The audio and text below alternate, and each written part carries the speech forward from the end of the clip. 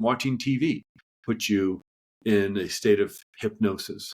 Being bored in school or at work or on the subway or on the, stuck in traffic, and your mind just kind of drifts off and you kind of lose a sense of time because you're bored in class or something.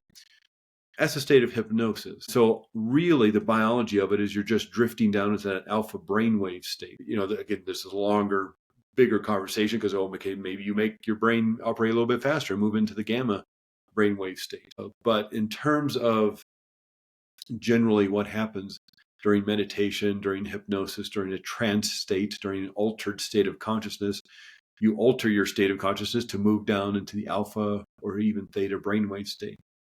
Wholeness, welcome. This is Josh of Inner Skilled, and today I have Craig Meriwether with me. Craig, what's going on today? Hey, Josh, it's really good to talk to you. I know we've been had this plan for a while, so I'm really looking forward to it. And same, I'm so glad you reached out to me. Well, we'll see in a little bit what we mean here, but I'm going to give my standard question here. Who's Craig and what kind of work does he do? Sure. I'm a hypnotherapist, and I know there's a lot of baggage to hypnosis, which is really unfortunate because it's a great tool to access your own subconscious mind for healing. A lot of people think it's a way of getting control over another person, but it's not. It's a way of giving back control. A lot of people are struggling with anxiety or anger and have gone through great hurt and pain, have had trauma in their lives. And to a certain extent, they're already out of control if their bodies are consistently moving into that fight or flight response. And so what hypnotherapy does is using the power of your own subconscious mind to let that go, release, resolve any issues. It can be a great way of healing. And unfortunately, I won't have time to give Craig today much to be a proponent of hypnotherapy. I want to give a disclaimer here. Yes, of course, I'm all for well-being and people's health and well-being and anything that can help them in any kind of manner that's for their own well-being and for that of others, and especially in the long term. So I invited Craig on today. So please go check out his other stuff so you can get a really more idea of the benefits of hypnosis. I'm not here to promote it or depromote it, but I want to give Craig a fair chance to really talk about the therapeutic value of that. Obviously, I'm all for that. I don't know much about this, so I have Craig here to help address some of these other aspects that I don't know about, that I'm wondering about and curious. So just my intent up front is not to tear down or say this is a bad thing. Anything that's going to be helpful, again, for the long-term well-being of people, I want them to engage. I just happen to not be able to have the chance a lot of times to delve into other aspects that I'm interested around this. So in a way, this is not going to be a fair representation of what Craig does and the benefit that he brings to people through this modality. So please, yeah, I'm repeating myself here, but I really can't stress this enough. I'm really sincere in this. So this is going to be kind of my own pet interest and investigation for my own education in a way. And also want to clear up any inversions, distortions, reversals, and in the polarity. I'm sure we'll bring that in how polarity factors in here. First, I just want to get if there's any kind of other background I need from Craig first, like what kind of spiritual, do you do any other spiritual practices? Or are you involved in any kind of, like, I don't know, esoteric or what some might consider occult organizations? And then, just a little bit of background that goes along with your practice here too. Yeah, well, I grew up in the Episcopal Church, kind of was born into the Episcopal Church, which I actually really like. I like all the ceremony and the ritual and the robes and the candles. And if you're not familiar with the Episcopal Church, it's kind of Catholicism light, the Protestant Church of England. But I also went to a Baptist-run school from 6th grade to 12th grade, so I was really immersed in the Christian thought, Christian philosophy growing up. And I grew up in San Diego, California, and moved to Santa Cruz, California It's about 90 minutes south of San Francisco, about an hour east of Silicon Valley, Cupertino, Mountain View.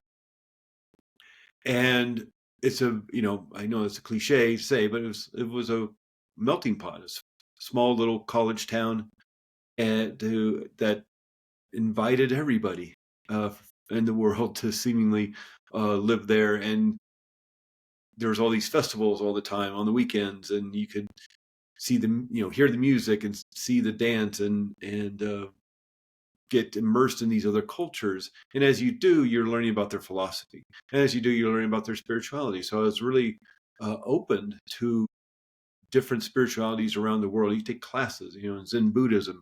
You could learn about Sufism. You could, take dance classes, you take music classes. And it really, expanded my worldview, of course. And I started learning about all these different kinds of, again, philosophies and spiritualities. And I think, to kind of make a huge topic a little bit shorter, I think I've moved back towards more of a Western Hermeticism kind of focus. I'm a bit of a lone wolf, I guess. I live in a small town now. And so there's not a lot going on in terms of that. And I'm not the big, while I do a lot of my work over Zoom, after a while I get to, I don't want to be on the computer all the time. So a lot of, I know a lot of organizations and groups, of course they meet online, and that's an extraordinary way to create community and grow that way. But after a while, because I do so much of my work with hypnotherapy and the more spiritual work I do with other people online, I kind of take a break from it. And so I end up being more a solo spiritual practitioner in terms of groups instead of groups and institutions and things. But between my own practices and just my own readings and studyings, it keeps me going. It's funny, not funny, but I mean, it's interesting you mentioned Hermeticism.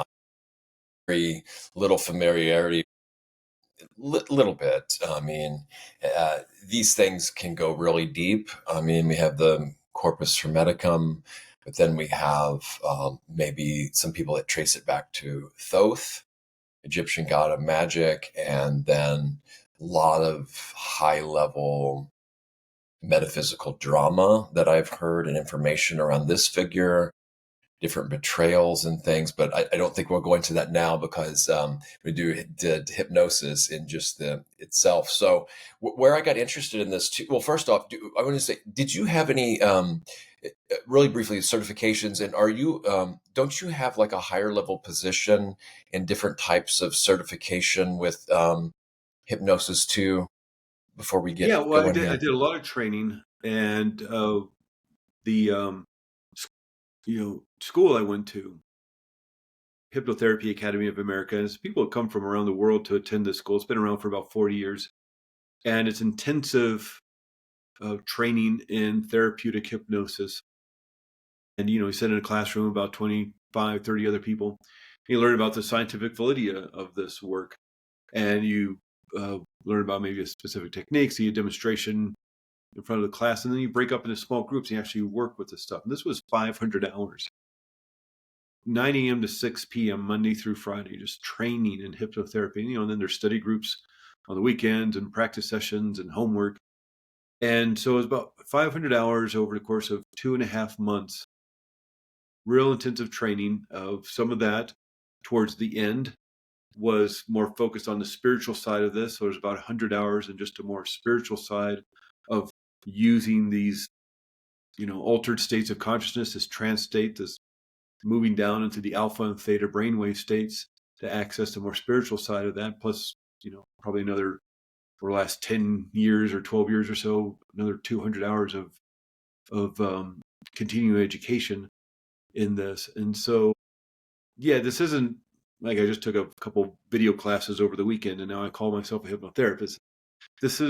I find it extraordinarily important work.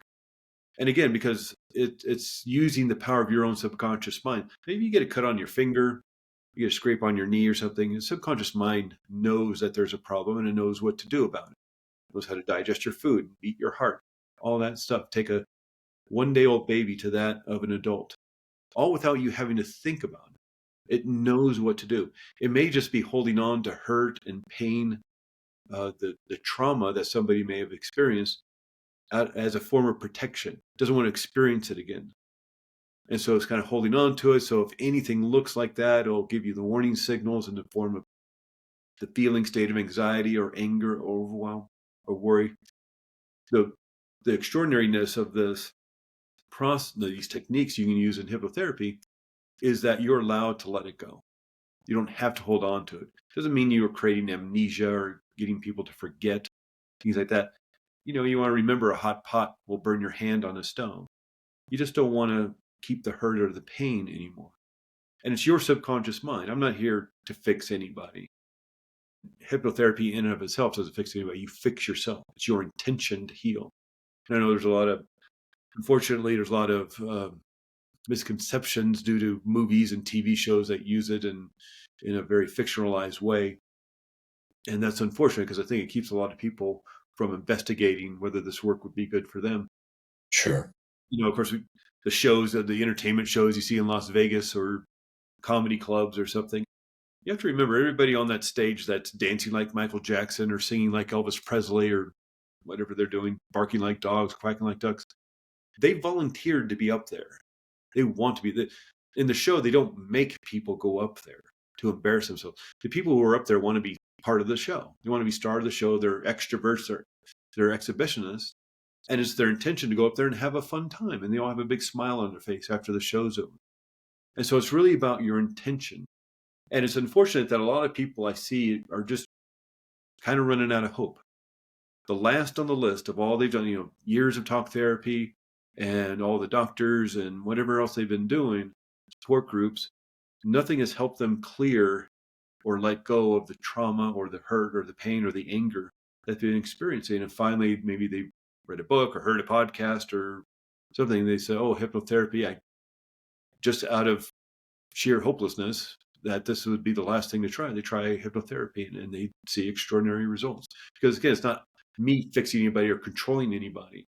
It's giving back that control through using the power of their own subconscious mind. Yeah, and this is a great setup for where I want to go with this. Is the intent I have here is for ethics, and I want to explore them. And I'm going to name a bunch of things on my list. You may not be familiar with it, and that's okay, because then we'll just move on to the next thing. But that is my intent here, because the only really familiarity I have with this is stage hypnosis, and that's not accurate of the whole thing. It's very interesting to say, well, how for an investigative mind like mine to say, wow, that's amazing. How the hell is that even possible?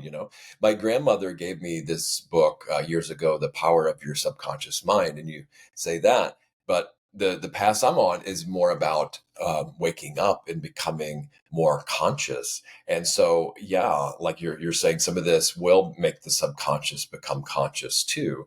Now, before though I get to this list, I want to know if you're familiar with like meditative states. So I'm trying to get.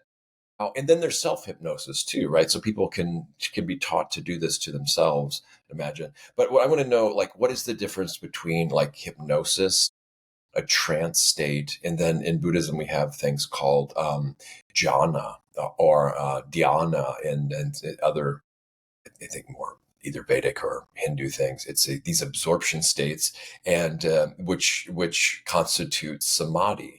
So these are the kind of things I'm wondering about. Like, is there any difference between these, or how would you delineate the lines here for people that are into meditation listening to this too? Yeah, to a certain extent, it's just semantics, because it's really the kind of brainwave state you're moving into. Whether you want to call that meditation or hypnosis, or guided visualization or prayer, intentional prayer or something else. It's really the brainwave state you're moving into. And in terms of the actual technique or the goal maybe of meditation versus hypnosis, and I'm taking a broad view of meditation. I know we probably have a 3-hour conversation just on different kind of meditation techniques and what they're used for. But in the broader view, the basicness of meditation is that you're bringing your mind back to the present moment. Bring your conscious awareness back to this breath, this mantra, to where you're sitting. If you're outside, maybe to the slight breeze on your skin. You're bringing yourself back to this present moment, because our minds tend to flutter away. The monkey mind, our minds are always, fearing the future, worrying about the future, thinking of the future, of the chores that have to get done, or the business that needs to get done by the end of the week. Remembering the past, and the good, the bad, and the ugly of the past. And so our minds are never in this present moment. And that's a good foundation of what meditation is bringing your attention, your mind, your consciousness back to this present moment, back to this breath again and again and again. And, people meditate for long periods of time, in terms of years and years. And then, and sometimes it's like, I didn't have a great meditative session because my mind kept drifting off. Well, in terms of hypnotherapy, we want your mind to drift off. We want to use your ability to imagine and pretend, and to move yourself into the future, and to move yourself back into the past. And so, in a sense, everybody can do this. You're talking about self-hypnosis, and everybody can do this on their own. In terms of meditation, that is a form of self-hypnosis to a certain extent. Watching TV puts you in a state of hypnosis. Being bored in school or at work or on the subway or on the, stuck in traffic, and your mind just kind of drifts off, and you kind of lose a sense of time because you're bored in class or something. That's a state of hypnosis. And so really the biology of it is you're just drifting down into that alpha brainwave state, literally just how fast your brain is working. And that happens in meditation. Of course, again, this is a longer, bigger conversation, because, maybe you make your brain operate a little bit faster and move into the gamma brainwave state. But in terms of generally what happens during meditation, during hypnosis, during a trance state, during an altered state of consciousness, you alter your state of consciousness to move down into the alpha or even theta brainwave state. And we do this multiple times a day. Again, that's the point of meditation. Again, the basic foundation of meditation is, because our minds drift off over and over and over again, let's take 20 minutes, half an hour to do some meditation to remain in this present moment. That's how difficult it is. So in terms of hypnosis, it's really easy. Everybody can do it, because that's the state of mind. Moving yourself in that altered state of consciousness. If you've ever driven home, you're driving home and you're about 5-6 blocks away from home, and you start thinking about all the stuff you got to get done that night, or the big business meeting at the end of the week, or you got people coming over on the weekend, and you start thinking about all the stuff you got to do. All of a sudden you're back home, back in your parking spot, you're back in your driveway, you're back in your garage. You don't remember the last 5 or 6 blocks. You just altered your state of consciousness. You're in a meeting at work, you're at school in math class, and it's boring, and you just start staring out the window. Sure. You've altered your state of consciousness, moved down to the alpha brainwave state. That's all we're doing. We're just doing it on purpose. So, and again, it's that intention. I can't just make somebody move into the alpha brainwave state. There's those videos on YouTube of people doing street hypnosis. They're going up to people and like, sleep. And the people kind of keel over and they do something. That's all set up. That was set up. They rehearsed that. There's a cameraman, and it's like, what, you don't think something can happen? There's these cameras and lights and things. And so it's a setup, and they practiced it. I dare anybody, don't, please, but what do you think's going to happen if you walk up to a total stranger in the street, do your magic fingers and go, sleep?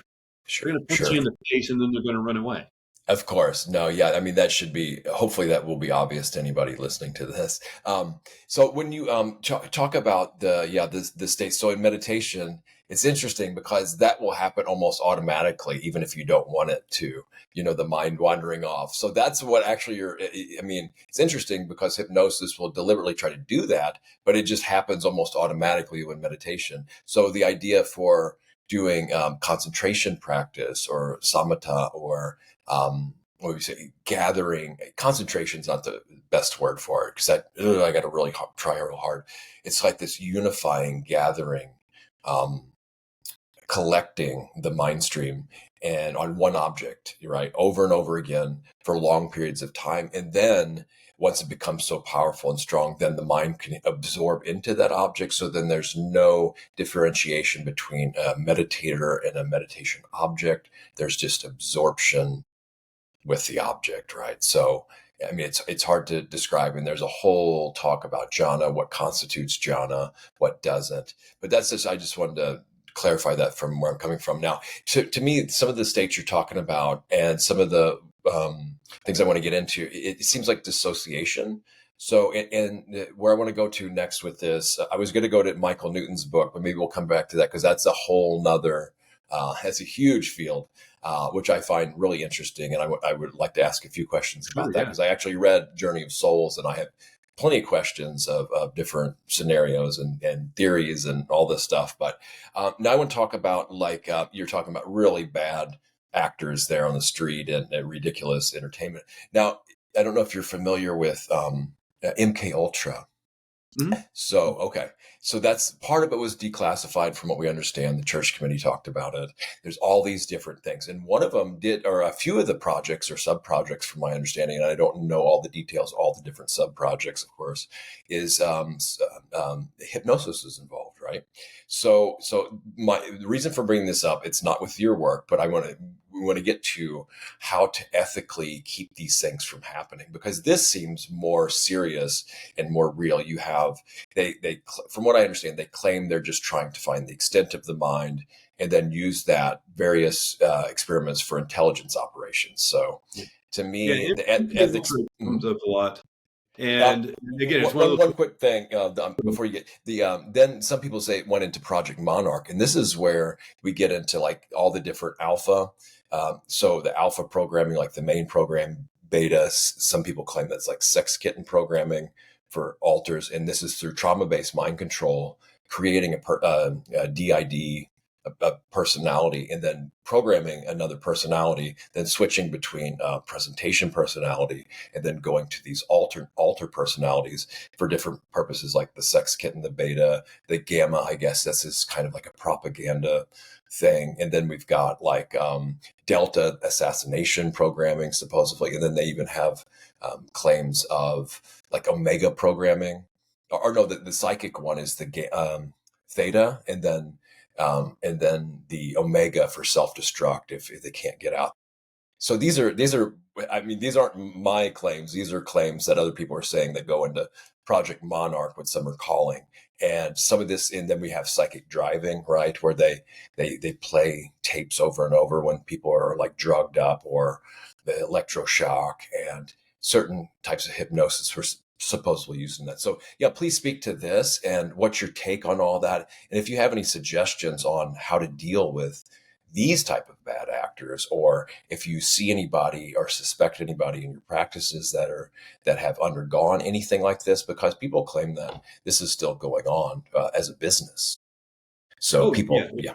And you find a lot of these things in just sales copy of the ads you see in magazines. NLP is another thing you can address. Yeah. Yeah, and the influence of language, the influence of imagery. We see this on social media. You know, there's a reason the Russians and the North Koreans and the Chinese and Mossad and all these people are sending their bots to argue with you in the chat rooms of social media, because it works, and you get all upset and you get angry, and they just manipulated, you know, how you're thinking about things. We see it in the news. I don't want to get into a whole thing about the news and things, but you can see the programming and the influence they have, even with your eyes open and quote unquote in conscious state. But understand that watching TV puts you in the alpha brainwave state, the hypnagogic trance state, alpha, theta, delta brainwave states in those terms. So basically firing about 12 cycles to 1 cycle per second. And watching TV puts you in that state. And so you can see even the influence of, you know, quote unquote, being hypnotized and then being influenced by what somebody's telling you through your TV screen or through your social media. In terms of the MK Ultra stuff, the kind of issue with MK Ultra because they shredded most of the documents before it was even found out about. So we actually don't even know the extent of what they were doing and how they were doing it. You touched upon it a little bit. It's like, yeah, between the LSD and the shock treatments and the here's your bunny rabbit, take care of it for a week and now kill it, kind of horrible, awful stuff they were doing with people. Yeah, Brownstoning operations too. Yep. hypnosis was a little bit of that, but it's also like, well, they built that huge torture chamber and they used a hammer. So are hammers bad? It's like, well, no, it's like a tool. And it's neither good nor bad. It's just you can use it for awfulness, but it's also so can you with a scalpel. So then for surgeons bad, or is a scalpel bad? It's a tool, and it's broad. That might be the greatest analogy in the world.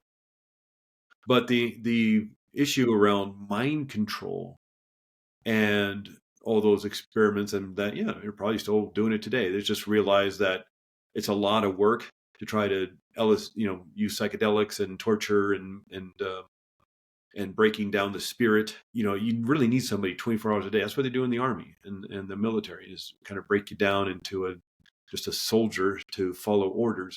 They know how to do that within 6-7 weeks. But that's 6-7 weeks, 24 hours a day, 7 days a week. It's not that you just go up to somebody and just turn them into an assassination robot. That takes a lot of time and effort. You read the books about supposed sleeper assassins, and whether, I don't want to go on that. That's a dark and deep rabbit hole. But it took years and years and years to get, if that's the case of some of the assassinations we've seen over the years. It took years and years and years to get somebody to the state where they can just read Catcher in the Rye or whatever and hear the code word and take somebody out, and then just sit there reading their Catcher in the Rye and waiting for the police to show up. You just don't take out your pocket watch, swing it, and in 3 minutes you've hypnotized somebody to go do that. That's not the way it works. And that's the unfortunate part of it. It's like, yeah, it was one of the tools that they used. Go to a hardware store, look in their tool section. That's what they use. And unfortunately, one of those tools that they used in some of those experiments was hypnosis. But again, it's being used on you now. Again, with all the ads, the social media, with the news, specifically the news. And it's just, when you're aware of it, I think it helps shield you a little bit more, armor you a little bit more. We have a lot of information, whether it's Monarch or MK Ultra or some of the others, but I don't think we even touched, 5% of what they were doing. Because absolutely. It's a real good point, and that's exactly in the tool analogy. It's good enough because these things can be used to harm, they can be used to heal, they can be neutral too in a way, So it's a really good thing to point out.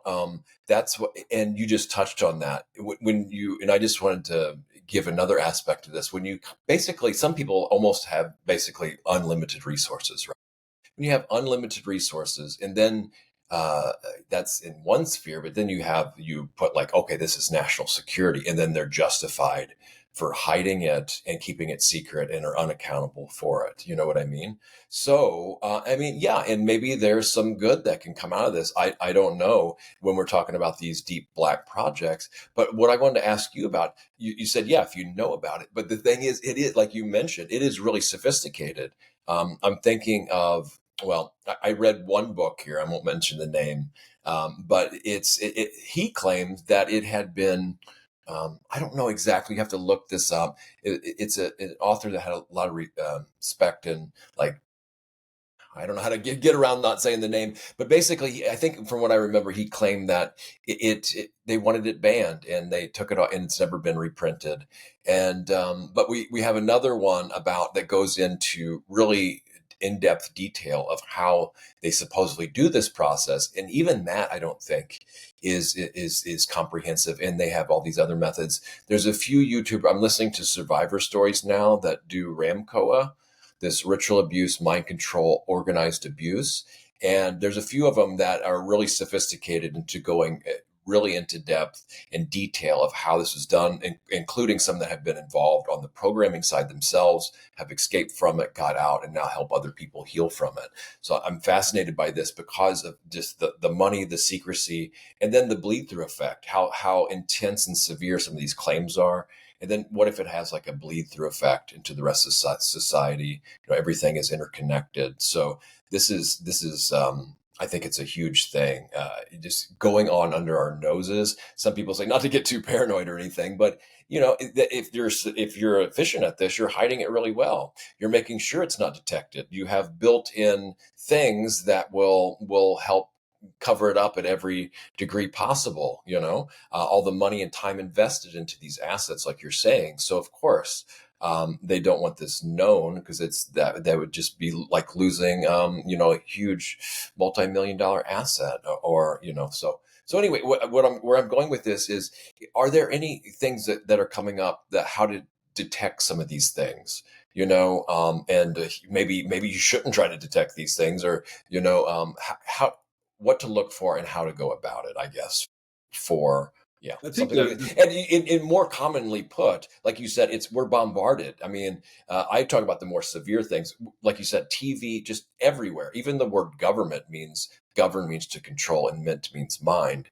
So, and have a healthy dose of self-responsibility and care and compassion and kindness around this too. I want to point out, but yeah, what to look for and how to look for. I would just think, if you're watching TV, if you're in social media, just assume you're being manipulated.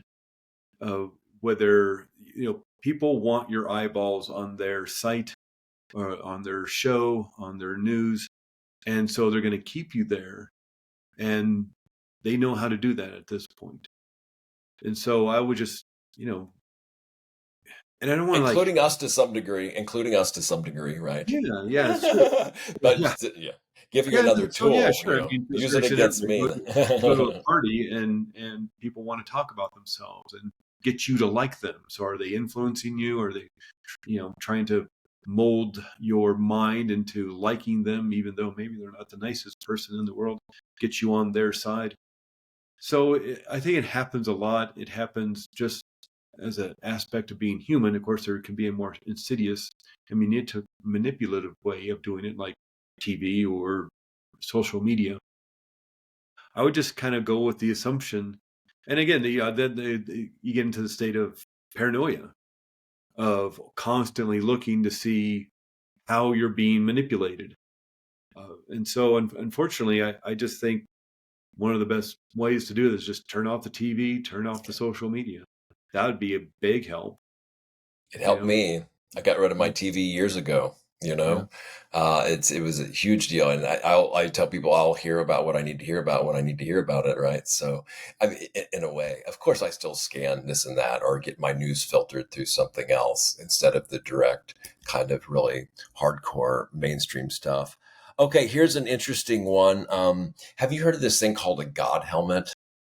It's this device, apparently. Yeah, I heard about it years ago, and then I forgot about it, and then I heard it again. From what I understand, it's this device that people put on their helmet, and then it will somehow electronically simulate, I guess, religious experiences, like contact with God. So yeah, so if you don't know about it, and I don't even know if I'm portraying it accurately, but I think people can search for that term and find out about it. Now, whether it's real or not, I don't know about that rabbit hole either. What about other electronic devices when it comes to this? Do you use these? Other than like EEGs for medical experiments, or how do you feel about different electronic devices when it comes to this I arena? think they can be extraordinarily helpful and useful. I personally don't, other than just using my laptop to Zoom with people for sessions. But in terms of, I don't hook people up to equipment or anything. My wife runs a wellness clinic, and they have lasers for injuries and things, and float tank and saunas. And there's all, there's equipment. I know that's not what we're specifically talking about, but yeah, I think these equipment, like you were just talking about the helmet, I think we can use these to help enhance our experiences of this helmet or electrodes on your brain, or the skull cap with electrodes all over it, or just hooking yourself up to something on your fingers or something to regulate pulse or heart rate or something. I don't know.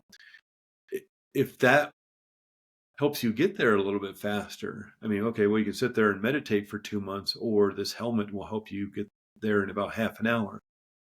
It's like, well, if there's no side effects and it's just kind of helping you access those parts of the brain that you are going to access anyway. It's just maybe with meditation, it's going to take you a few months, whereas this will get you there pretty quickly because it understands the brain and how to, here's that word again, manipulate maybe aspects of the brain to get you into that state faster. If you're going to have the same experience or a somewhat similar experience either way, I guess there's some aspect to, I just did it through meditation. That might be a nice experience to have, Sure. but if it's Sure. about having the experience, why not use the tools available? Yeah. Yeah, I see the pros and cons of this too, and that's a good point. The other ones, as long as people don't, I think, become dependent on it, or like they can't learn, they're incapable then to learn the natural way. But I get it if somebody wants to try these out to see how they work or compare, how's that done, something like that. So yeah. Going back now to the other things, we mentioned NLP. I've heard this about this GATE program. Some people are talking about this gifted and talented. I don't know if you've heard of that. And then this technique called mind files. And I just recently heard about this, so I don't know. These are kind of more niche areas. And if you've even heard about them, I don't even know if hypnosis would apply. Yeah, no. Yeah. Okay. Talk me through it, because sometimes Yeah, I don't feel qualified to in a different ribbon. Oh, it's okay. It's Also, okay. Yeah, these are kind of almost fringe things, so people can look those up. I don't really feel qualified to talk about those either.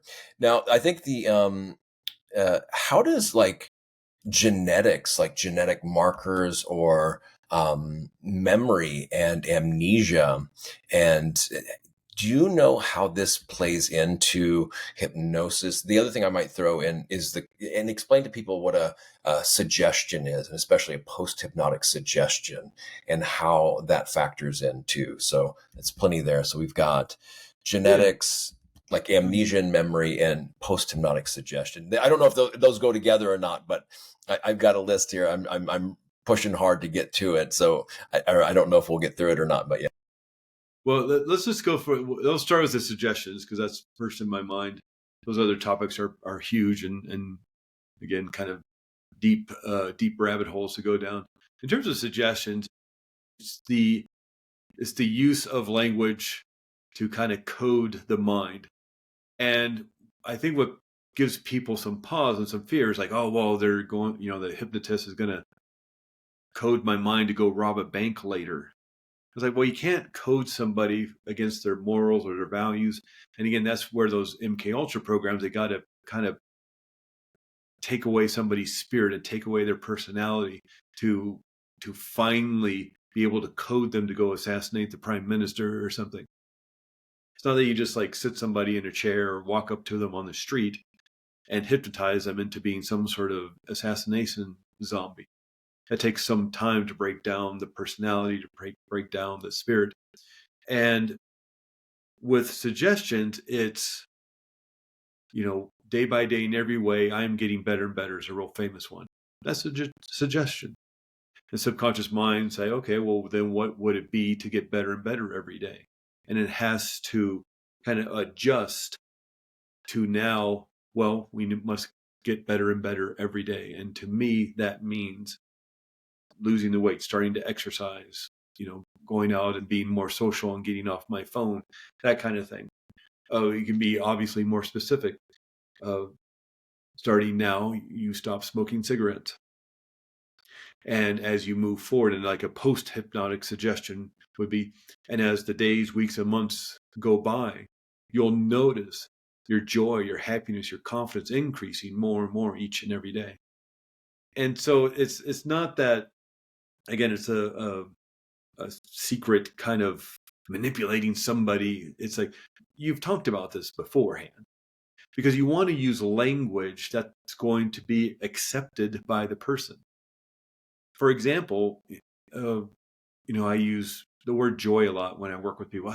Experiencing joy and increasing your joy more and more each and every day. Well, if they had a teacher back in school that was kind of, rough with them and didn't like them, and it was Mrs. Joy Wilson, the word joy may actually bring up some, aspects that are unpleasant. So you probably don't want to use the word joy. You probably want to use the word happiness. In and of itself, kind of the same thing. I always just think everybody needs more joy in their life, but if that word, for whatever reason, creates a disconnect from the positive feeling you're trying to enact in a person, you probably want to use a different word. So there are suggestions that may be repellent to people. Again, that maybe again not the best example word, but it's like the word joy, because it's associated with somebody named Joy that you don't like, may repel that suggestion. And so in terms of suggestions, it's just part of the process. Just like a TV show. We're going to go to commercial and you come right back, or you stay with us. That's a suggestion. Watch these commercials. We're going to cut to our sponsors, but stay right where you are. We're going to be right back, and we have more fun for you. That's a suggestion. How does it work, though? How would you say it works? How would you explain how suggestion or post-hypnotic suggestion works? I get it, because in spiritual things, we talk about affirmations, which I actually don't like, because then people can lie to themselves. But if I set an aspiration, I can say, okay, this is how it is now, but I see the value and aspiring to this. And then I want to get energy and enthusiasm and desire to reach that aspiration practically, right? And other ways. So, but the language is really powerful, and like in something about the level of consciousness and unconsciousness, I think plays in here, like it can. So I don't know how. Do you have any idea how you would explain how it works? Because I get the concept, right? But I can't really figure out how it works. Now, repetition over and over, I get that, because that's kind of how we learn things over and over, just rote memory and rote repetition. But suggestions can also be really powerful. And my guess would be the level of consciousness or something comes into play in awareness. Yeah, well, just sort of saying you move Lots down of to that things. alpha and theta brainwave states, you move into a more susceptible, altered state of consciousness to accept suggestions, but they have to align with your morals, your values. Just because somebody moved into the alpha brainwave state, people may remember that movie Ferris Bueller's Day Off from the 1980s, and the economics teacher is boring all the kids, and they're always kind of sleeping on their desk. He moved them into an altered state of consciousness. Well, all those kids in that kind of sleepy, daydreamy state are susceptible to suggestions. Now, if they want to accept them, it's not that he can just all of a sudden now start talking about economics and they're all going to understand economics, because they probably don't want to be there and they don't want to accept the economics information the teacher was talking about. But if that person does want to stop smoking, it's very important for them to stop smoking, or to get into shape, or to build that confidence, because they have to give the speech at the big conference next month. Subconscious mind is going to absorb the suggestions. And and you're saying there's practice to this. This isn't, again, sometimes there's a one and done, and the people accept all the suggestions and they change. But while change in itself can happen in an instant, there's usually a buildup to change.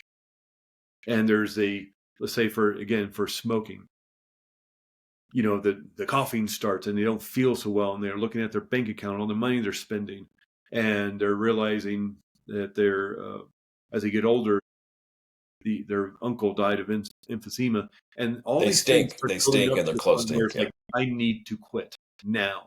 Okay, well, let's have you quit now. Well, there's some buildup of months, if not years, to getting to the point of making that instantaneous change. Like they say with actors or musicians and things, it took 10 years to become an overnight success, with all the practice and the rehearsals and the clubs and little plays that people did. So in terms of suggestions and how it works, again, it has to gel with their wants and needs. And again, it's not control. You can't control somebody in this way just in hypnosis in and of itself. But if somebody comes to a session and say, I want more confidence because I got to give this speech, and I want to feel better in my body, so I want to get motivated to exercise. Okay, well, they want that. Their intention is to do this. They just need some help. And maybe there's some blocks around, they got laughed at in school because they gave the history report or the book report or something in the 6th grade, and it didn't go so well. And now there's some fear around that. Okay, let's work on the fear, But in terms of and playing, and it's again a whole another deep rabbit hole to go down in terms of how the mind works, in terms of accepting and then acting upon those suggestions. But there is a sense of repetition because you're going to want to practice this stuff. There's a certain relentlessness to being the person you want to be. And we know this with physical health. We know you just don't get to go to a personal trainer once and work out at the gym twice, and then you're in shape for 50 years and you get to eat pizza and drink soda all day long. It's relentless. You got to exercise all the time, whatever you're doing. Maybe it's just walking out in nature. Maybe it's riding your bike. Maybe it's going to spin class or CrossFit or lifting weights or whatever, classes at the gym. It's relentless. You got to do that multiple times a week and probably something every day. Take the stairs instead of the elevator, all that kind of stuff. You got to eat right. You got to drink right. Well, the same with your mental health, your emotional health, your spiritual health. As we're bombarded, again, with the TV, with the social media, you're being influenced over and over and over again to think, feel a certain way. So just going to a hypnotherapy session and have somebody, and you feel wonderful, joyful, and happy all day long. Yeah, you may walk out of there feeling amazing. And, 2 days later, you get news that, there's a family member in the hospital or got bad news from the doctor or something. And then it comes crashing down, and then work's a mess, and then the news, and then the thing. It's like, okay, well, reset yourself. You just don't meditate once and then you got it. I mean, the Dalai Lama is still meditating every day. Man's 90 years old. And so there's a relentlessness to this work, and there's a relentlessness in programming yourself to be the person you want to be. Hypnotherapy can help, especially if there's some blocks around some trauma or some fears or some issues around that. But it's the practice that you want to do. And again, it kind of goes all the way back to the beginning. We talked about self-hypnosis. I can't make you go into hypnosis unless you want to. Now, it's not hard to do. Watching TV puts you in hypnosis. Being bored back in high school math class can put you in hypnosis. But if you're so amped up and nervous and anxious about it, now you're firing at 25, 30 cycles per second because you're in the stress response. It's not like I can just start programming you. It might take a while, I mean 10, 15 minutes to calm the nervous system down to the point where you're now back in that relaxed alpha brainwave state. So, the whole thing with amnesia and memory and the issues can be quite complex. I mean, whether it's an issue around mental illness, issue around traumatic brain injury. I mean, there's a lot, somebody having a stroke. There's all sorts of issues around the brain and the biology of it. And then even if, then there's a deeper conversation, because I know we're running up against time here, of, well, is memory even held within the brain? If consciousness is non-local and not housed within this skull of ours, then what happens when somebody has a stroke? Is it just like the antenna kind of breaks, and then they can't pull in that information from wherever it's getting pulled from? And that's, again, oftentimes you end up with more questions than answers when you start these deep conversations about mind, brain, spirit, consciousness, all sorts of techniques to access mind and turn on the brain to a point where it can access higher levels of spirituality and information and knowledge and wisdom. Exactly. That's a whole huge, I mean, and science is still doing all that too. So just a quick couple points here. The relentlessness you keep saying, it's really important. I think it's one of our strengths, weaknesses and greatest strengths as humans is, yeah, you can't just snap your fingers a lot of times and have results, but with constant effort, the right instruction and, patient persistence, we can achieve so much. And then even talk about like what explains people going, somebody will, as a kid, they take a couple piano lessons and they can be proficient while other kids could practice and hardly. So then we're like, well, past lives might explain that too. They might have been a musician in past lives. So that's one explanation amongst many. And then, like you said, you can't, that's a common thing I hear hypnotherapists say, you can't force anybody to go against their ethics, and yeah, and the amount of time it takes to do the training. So I don't think it's as simple as that, but that is the fundamental best way to put it, I think, and totally agree with you. The thing is that the real problem here is what I wanted to got this whole conversation is value and ethics, because if people don't have any value in ethics, that's a problem, right? So that's why I wanted to have this whole conversation to begin with, because that to me is the core. And a lot of therapeutic techniques, the ethics aren't mentioned a lot. I mean, amongst patients, I mean, you don't want to preach to them like they're going to church or something.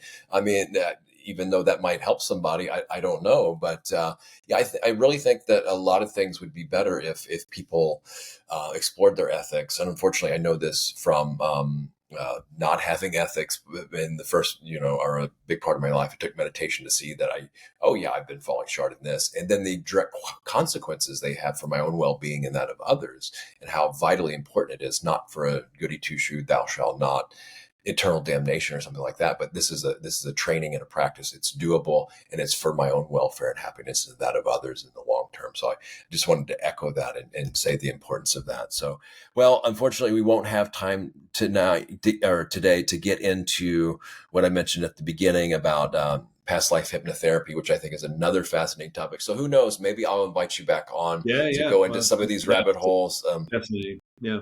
And So I you really, mentioned Michael Newton, and yeah, that's a great starting point. The Michael Newton books, Journey of Souls and Destiny of Souls. So yeah. there's another one too, I think, third one, but I've only read one of them. So the first one. Okay. So tell people how they can get in touch with you, what kind of offerings, how they can work with you, Yeah. the books, anything else you want to plug, and then take the listeners out on the final message. Sure. Yeah. If you're interested in finding out more about hypnotherapy, I live in Flagstaff, Arizona. And so I named my business Arizona Integrative Hypnotherapy, which I know is a mouthful. But if you just go to Google and search for Flagstaff Hypnosis, you'll see the map come up and you'll see Arizona Integrative Hypnotherapy. That's me. If you're more interested in the spiritual side of things, the kind of sister site is Sacred Mystery Hypnotherapy. The book is Past Lives Guidebook, which just came out, which is more about the science. A lot of things we almost touch upon, but things about the biology of the brain and even deep dives into remote viewing and all sorts of interesting things, how time and space and consciousness can maybe all work together. And yeah, it's a fascinating topic that, yeah, unfortunately, you could probably talk for 10 hours and still barely, barely, barely touch it. Well, very good. Thanks again for joining, and may all beings everywhere come to know their most optimal mind states, and for their own well-being and for the well-being of all beings everywhere. May all beings everywhere realize awakening and be free. Bye now.